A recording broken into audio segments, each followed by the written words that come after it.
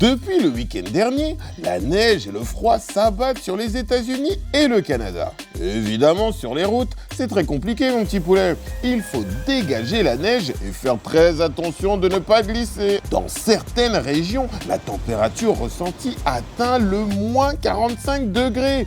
2 fois plus froid que dans ton congélateur. Ouais, t'as bien entendu. D'ailleurs, ce froid polaire a déjà fait plus de 20 morts par hypothermie. Bah oui, hypothermie, mon petit poulet. C'est-à-dire que ces personnes n'ont pas pu se protéger suffisamment du froid. À New York, comme dans d'autres endroits, les autorités organisent l'accueil des personnes qui ne savent pas rester au chaud. Et c'est pas tout.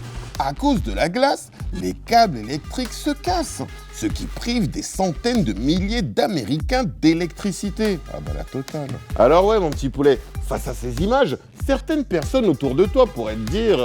Bah il est où le réchauffement climatique? Il fait vachement froid pour une planète qui se réchauffe, non? Ouais, et ce qui fait peur, c'est que cette personne est loin d'être la seule à dire ou à penser ce genre de choses. Ouais, mais hop, on n'a pas encore dit notre dernier mot. Vous allez voir que le dérèglement climatique joue un rôle très important dans cette situation. Hein, François? Salut Prési, en fait tout vient de ce qu'on appelle le jet stream. C'est un courant atmosphérique très puissant qui passe à 30 km au-dessus du sol.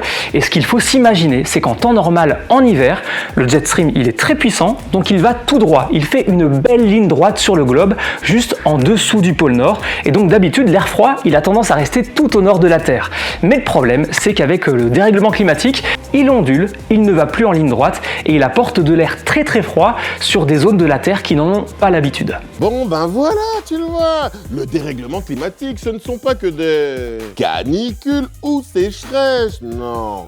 C'est notre climat entier qui change et présente des événements de plus en plus extrêmes.